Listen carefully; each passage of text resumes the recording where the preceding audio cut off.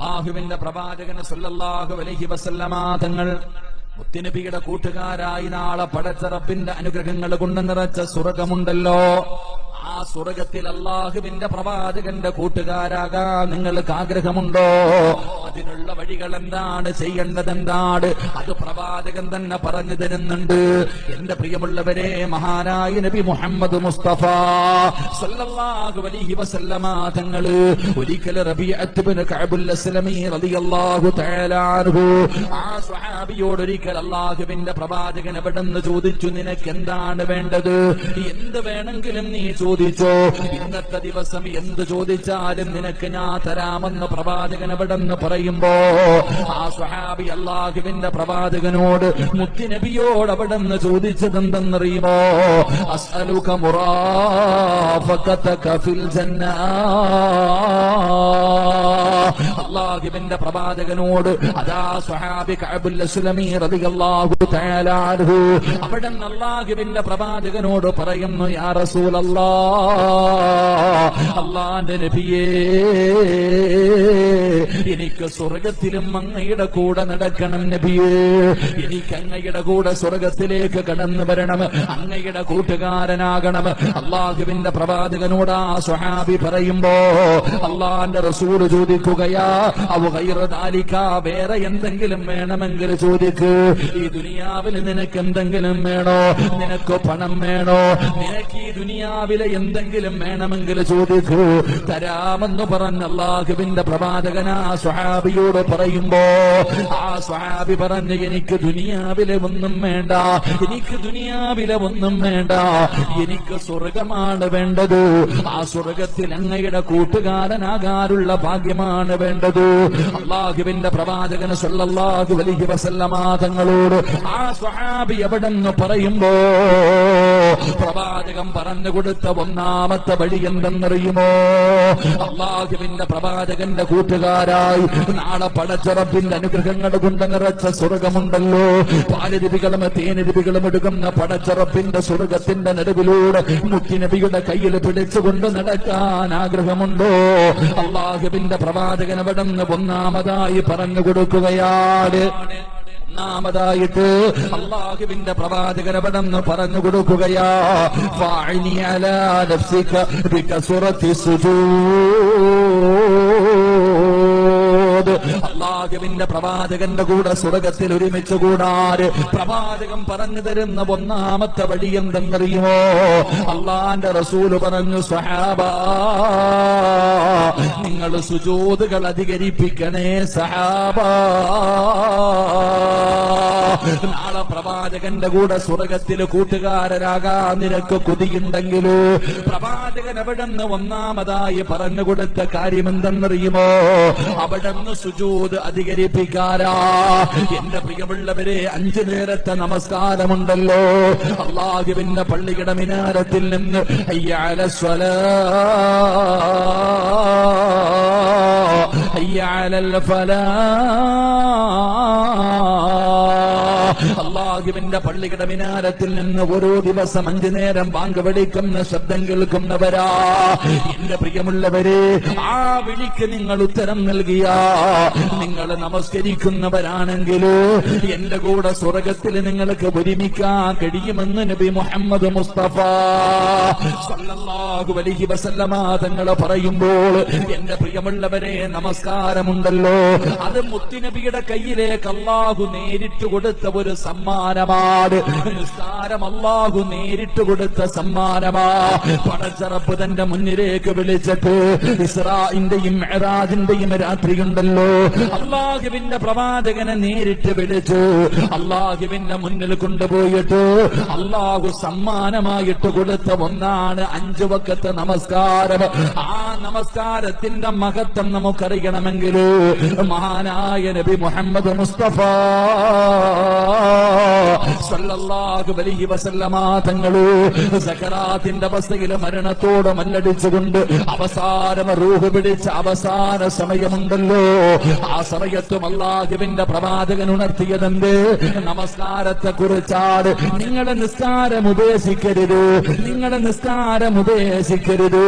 ആ മരണത്തിന്റെ സമയത്ത് പോലും അല്ലാഹുവിന്റെ പ്രവാചകർ നമസ്കാരത്തെ കുറിച്ചാണ് ഓർമ്മപ്പെടുത്തിയതെങ്കിലോ എന്റെ പ്രിയമുള്ളവരെ, ആ നമസ്കാരത്തിന്റെ മഹത്വം മനസ്സിലാക്കാൻ അത് മതി.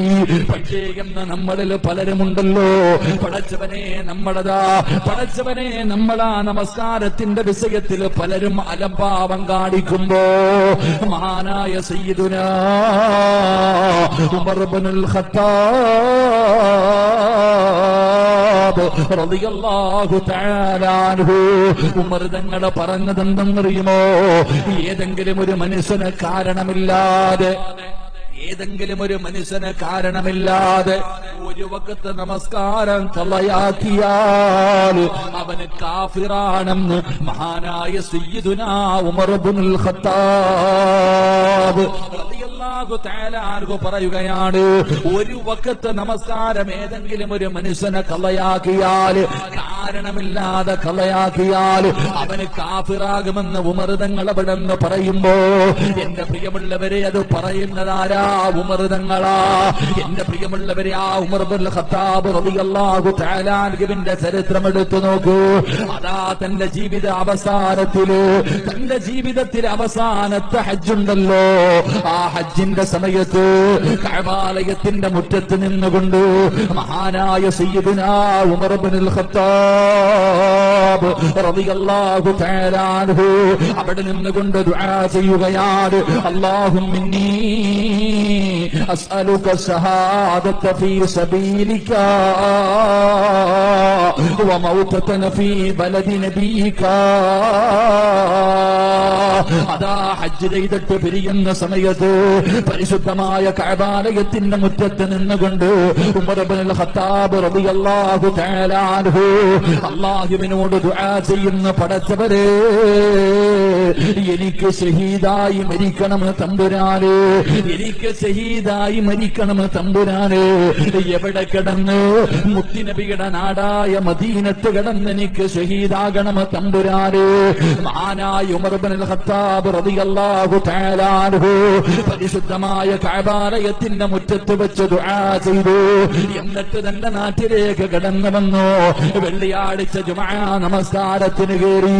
അതാ ഖുതുബ ഓതുമ്പോ മഹാനായ സയ്യിദുനാ ഉമർ ഇബ്നുൽ ഖത്താബ് റളിയല്ലാഹു തആല അൻഹു അവിടുന്ന് തന്റെ സ്വഹാബത്തിനോട് തഖ്വ കൊണ്ട് വസിയ്യത്ത് ചെയ്യുകയാ, തഖ്വ കൊണ്ട് അവിടുന്ന് വസിയ്യത്ത് ചെയ്യുകയാ. എന്നിട്ട് പറഞ്ഞു, സ്വഹാബ, എന്റെ മരണം അടുത്തു സ്വഹാബ. ഉമർ തങ്ങൾ അവിടുന്ന് യാത്ര പറയുകയാണ്. പടച്ചവനെ, പിറ്റേ ദിവസം ശനിയാഴ്ച ഉമർ ഇബ്നുൽ ഖത്താബ് റളിയല്ലാഹു തആല അൻഹു പള്ളിയിലതാ സുബ്ഹി നമസ്കരിച്ചു കൊണ്ടിരിക്കുകയാണ്. സൂറത്ത് യൂസുഫാണ് ഓതുന്നത്. ഉമർ തങ്ങളതാ സുബ്ഹിക്ക് ഇമാമത്ത് നിൽക്കുകയാണ്. സൂറത്ത് യൂസുഫ് ഓതിക്കൊണ്ടിരിക്കുകയാണ്. സഹാബികൾ മുഴുവനും പുറകിൽ നിന്ന് നമസ്കരിക്കുകയാണ്. ഉമർ തങ്ങൾ നമസ്കരിച്ചു കൊണ്ടിരിക്കുമ്പോ അതാ അബൂ ലുഅൽ എന്ന് പറയുന്ന മജൂസിയുണ്ടല്ലോ, വിഷം കടത്തിയ കടാര കൊണ്ടുവന്നു ഉമർ ഇബ്നുൽ ഖത്താബ് റളിയല്ലാഹു തആല അൻഹുവിന്റെ ശരീരത്തിലേക്ക് കുത്തിയിറക്കുകയാ. തങ്ങളുടെ ശരീരത്തേക്ക് കടാര കുത്തിയിറക്കുകയാണ്. ഉമർ തങ്ങൾ പിടയുകയാ. അല്ലാഹുവേ നമസ്കാരത്തിലാണ്, അല്ലാഹുവേ നമസ്കാരത്തിലാണ്. ഉമർ ഇബ്നുൽ ഖത്താബ് റളിയല്ലാഹു തആല അൻഹു അവിടുന്ന് അതാ കുത്തുകൊണ്ട് പിടയുമ്പോ ഉമർ തങ്ങളെ നിസ്കാരപ്പായിൽ നിന്നിട്ട് ഇമാമായിട്ടാണ് നിൽക്കുന്നത്.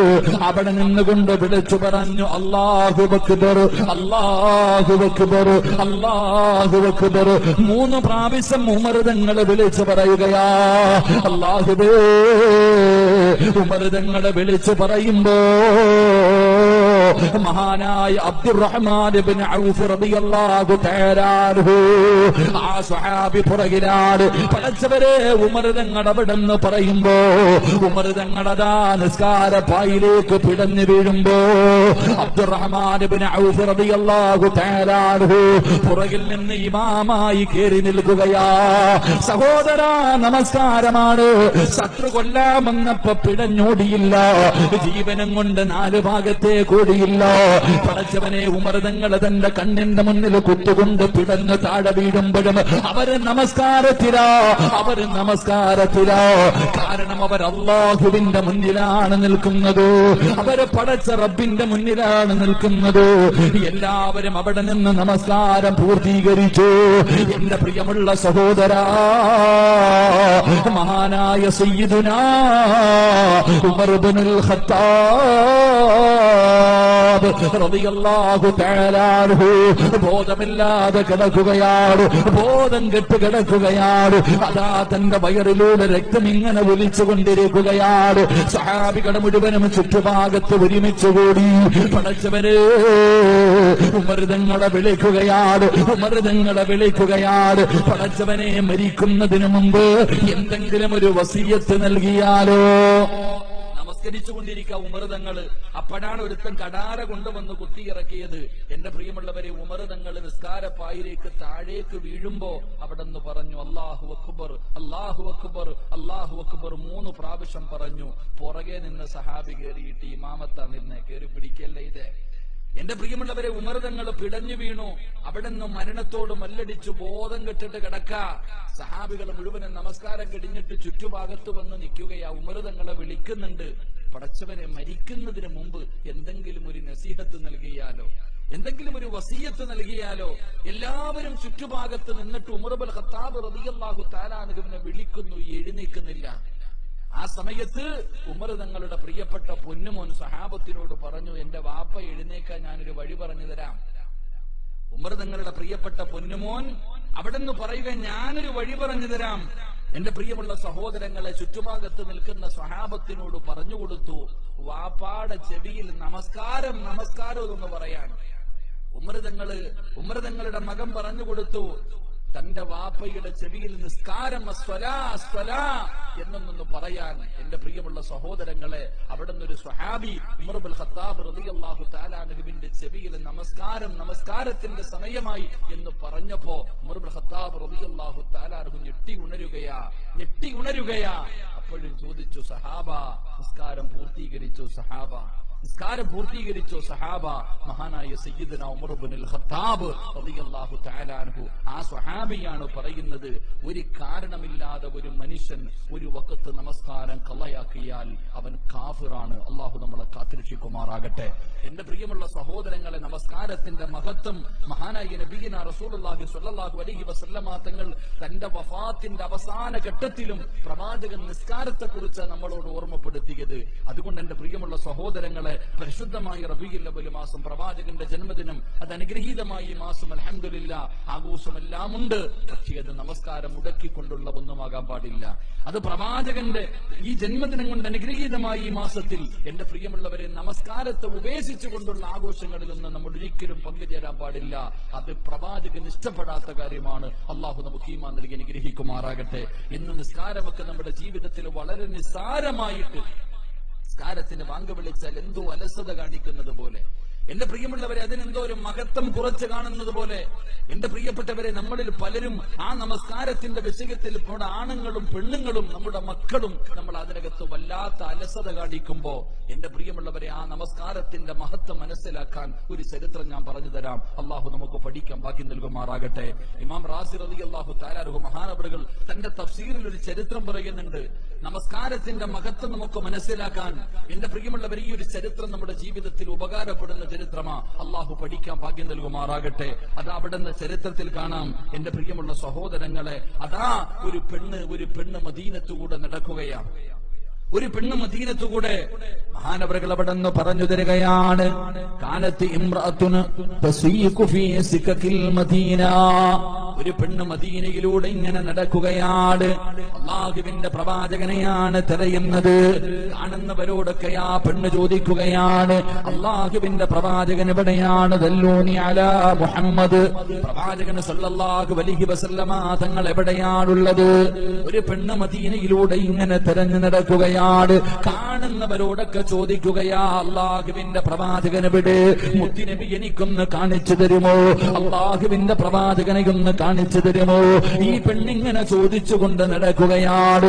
അവസാനമാരോ അല്ലാഹുവിന്റെ പ്രവാചകനെ കാണിച്ചു കൊടുത്തു.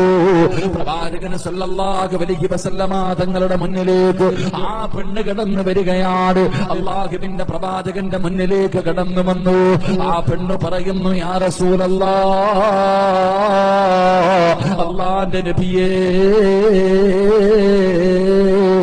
ജീവിതത്തിൽ ഞാനൊരു തെറ്റ് ചെയ്തവളാ. അല്ലാഹു എനിക്ക് പുറത്തു തരുമോ നബിയേ? അല്ലാഹു എനിക്ക് പുറത്തു തരുമോ നബിയേ?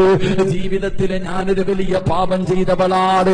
അല്ലാഹുവിന്റെ പ്രവാചകൻ സല്ലല്ലാഹു അലൈഹി വസല്ലമ തങ്ങളുടെ മുന്നിലേക്ക് ആ പെണ്ണ് വന്ന് കരഞ്ഞുകൊണ്ട് പറയുമ്പോ അല്ലാഹുവിന്റെ പ്രവാചകൻ ചോദിച്ചു, നീ നിന്റെ ജീവിതത്തിൽ ചെയ്ത പാപമെന്താ? എന്റെ പ്രിയപ്പെട്ട പെങ്ങള്, ഇത് നല്ലതുപോലെ കേട്ടോ പൊന്നുമോളെ. അല്ലാഹുവിന്റെ പ്രവാചകൻ സല്ലല്ലാഹു അലൈഹി വസല്ലമ തങ്ങൾ ആ പെണ്ണിനോട് ചോദിച്ചു, നീ എന്ത് പാപമാണ് ചെയ്തത്? ആ സമയത്ത് ആ പെണ്ണ് പറയുകയാണ്, അല്ലാഹുവിന്റെ റസൂലിനോട് പറയുന്നു, ഇന്നി സനയിതു യാ റസൂലല്ലാഹ്, അല്ലാഹുവിന്റെ നബിയേ, എന്റെ പ്രിയപ്പെട്ട ഭർത്താവുണ്ടല്ലോ, എന്റെ പ്രിയപ്പെട്ട ഭർത്താവുണ്ടല്ലോ, ആ മനുഷ്യനതാ കച്ചവടത്തിന് വേണ്ടി പോവുകയാണ്.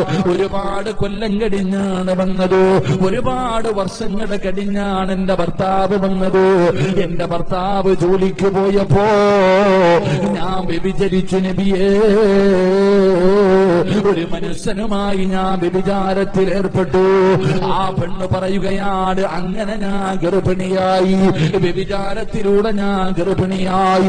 ആ പെണ്ണ് അല്ലാഹുവിന്റെ പ്രവാചകനോട് പറയുകയാണ്, ഞാൻ ഗർഭിണിയായി, ആരും അറിയാതെ ഞാൻ എന്റെ കുഞ്ഞിനെ വളർത്തുകയാണ്. ഗർഭിണിയായത് ആരോടും പറഞ്ഞില്ല. ആ പെണ്ണ് ആരെയും അറിയിക്കാതെ അവിടുന്ന് അതാ 9.5 മാസം കഴിഞ്ഞ് അവിടുന്ന് പ്രസവിക്കുകയാ. അതാ ഒരു കുഞ്ഞിന് ജന്മം കൊടുത്തു. അല്ലാഹുവേ, ആ പെണ്ണ് പറയുന്നു, യാ റസൂലല്ലാഹ്,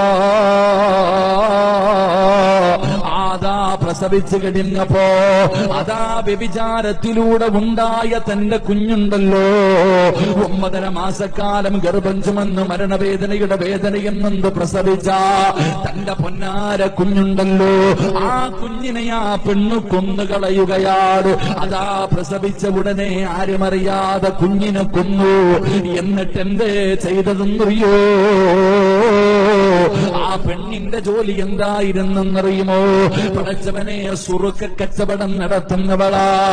അതാ വീഞ്ഞുപോലെ പടച്ചവനെ, അതാ സുറുക്കയുടെ കച്ചവടം നടത്തുന്ന പെണ്ണാട്. അതാ വ്യഭിചാരത്തിലൂടെ ഉണ്ടായ കുഞ്ഞിനെ പ്രസവിച്ചു. പ്രസവം കഴിഞ്ഞപ്പോൾ ആ കുഞ്ഞിനെ കൊല്ലുകയാണ്. കൊന്നു കഴിഞ്ഞിട്ട്, യാ റസൂലല്ലാഹ്, അല്ലാഹുവിന്റെ നബിയേ, ആ കുഞ്ഞിനെ ഞാൻ എന്ത് ചെയ്തെന്നറിയുമോ? അതാ ഏറ്റവും കൂടുതൽ വീര്യം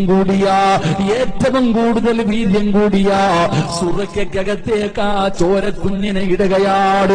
താൻ നൊന്ത് പ്രസവിച്ച കുഞ്ഞിനെ കൊന്നിട്ട് ആ കുഞ്ഞിനെ അതാ സുറുക്കയിടകത്തേക്ക് ഇട്ടിട്ട് കുടിച്ചിടുകയാ. പടച്ചവനെ, ആ പിഞ്ചു കുഞ്ഞുണ്ടല്ലോ, അതിനകത്ത് കിടന്നിട്ട് ആ കുഞ്ഞിന്റെ ഇറച്ചിയുണ്ടല്ലോ, ആ കുഞ്ഞിന്റെ മാംസമുണ്ടല്ലോ, ആ കുഞ്ഞിന്റെ എല്ലുകളുണ്ടല്ലോ, ആ സുറുക്കകത്തിങ്ങനെ അലിഞ്ഞു ചേരുകയാ. അല്ലാഹുവേ, മാസങ്ങളോളം ഇങ്ങനെ അതിനകത്തിട്ടു. ആ കുഞ്ഞിന്റെ ശരീരം മുഴുവനും അതിലേക്ക് അലിഞ്ഞു ചേർന്നു. അതിലേക്ക് ആ മാംസവും എല്ലുമല്ല ആ സുറുക്കകത്തേക്ക് അലിഞ്ഞു ചേർന്നു. ആ പെണ്ണ് പറയുന്നു, നബിയേ,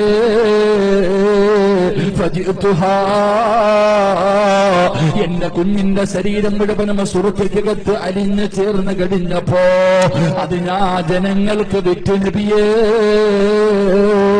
എന്റെ കുഞ്ഞിന്റെ ശരീരം അലിഞ്ഞു ചേർന്ന സുറുക്കയുണ്ടല്ലോ, അത് നാട്ടുകാർക്ക് ഞാൻ കച്ചവടം നടത്തി നബിയോ, അള്ളാഹു എനിക്ക് പുറത്തു തരുമോ? പ്രവാചകന്റെ മുന്നിൽ ആ പ്രിയപ്പെട്ട പെണ്ണ് കരഞ്ഞുകൊണ്ട് പറയുമ്പോ അള്ളാഹുവിന്റെ പ്രവാചകന്റെ കണ്ണ് നിറയുകയാണ്. പടച്ചവനെ, എത്ര പാപമാണ്, വ്യഭിചരിച്ചിട്ടുണ്ട്, അതാ കൊന്നിട്ടുണ്ട്, അള്ളാഹുവേ അതാ അറബതാ കച്ചവടം നടത്തിയിട്ടുണ്ട്. ഈ 3 പാപമാണ് ആ പെണ്ണ് ചെയ്തത്. വിവാഹം കഴിഞ്ഞ പെണ്ണ് വ്യഭിചരിച്ചാൽ എറിഞ്ഞു കൊല്ലണമെന്നാണ്. ഒരു മുസ്ലിമിനെ കൊന്നാൽ പടച്ചവനെ തിരിച്ചവരെയും കൊല്ലണമെന്നാണ് അള്ളാഹുവിന്റെ പ്രവാചകന്റെ മുന്നിൽ കരഞ്ഞുകൊണ്ട് പറയുമ്പോ അള്ളാന്റെ റസൂല് ചോദിച്ചതെന്തെന്നറിയോ? ആ പെണ്ണിനോട് ചോദിച്ച ചോദ്യം എന്തെന്നറിയോ? എന്റെ പ്രിയമുള്ളവരെ, ഫഇന്നി അറാ അന്നക തറക്തി സ്വലാത്തൽ അസ്രി. അള്ളാഹുവിന്റെ പ്രവാചകനാ പെണ്ണിനോട് ചോദിക്കുകയാ, നീ അസർ നമസ്കാരം ഉപേക്ഷിക്കുന്നവളല്ലേ?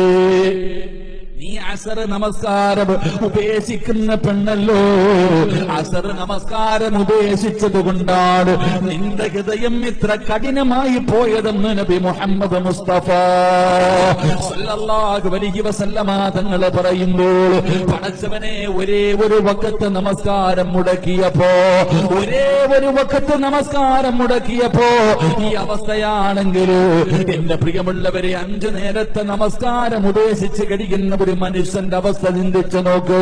അതുകൊണ്ട് എന്റെ പ്രിയമുള്ള സഹോദരാ, അല്ലാഹുവിന്റെ പ്രവാചകൻ സല്ലല്ലാഹു അലൈഹി വസല്ലമ തങ്ങള് അതാ നടക്കാൻ കഴിയാഞ്ഞിട്ട് പോലും സ്വഹാബികളുടെ ചുമലിൽ കൈവച്ചിട്ട് അല്ലാഹുവിന്റെ പ്രവാചകനെ പള്ളിയിൽ പോയി നമസ്കരിച്ച ചരിത്രങ്ങൾ നമുക്കറിയാം. അതുകൊണ്ട് അല്ലാഹുവിന്റെ പ്രവാചകൻ എവിടെന്ന് പറയുകയാ, ആ സ്വഹാബിക്ക് കൊടുത്ത 1ാമത്തെ ഉപദേശം എന്തെന്നറിയോ? നാളെ സ്വർഗത്തിൽ എന്റെ കൂട്ടുകാരനാകണോ, എന്റെ കയ്യിൽ പിടിച്ച് സ്വർഗത്തിലേക്ക് കടന്നു വരണോ? പ്രവാചകൻ അവിടെന്ന് പറയുകയാ, സുജൂദുകൾ അധികരിപ്പിക്കണോ, സുജൂദുകൾ അധികരിപ്പിക്കണോ.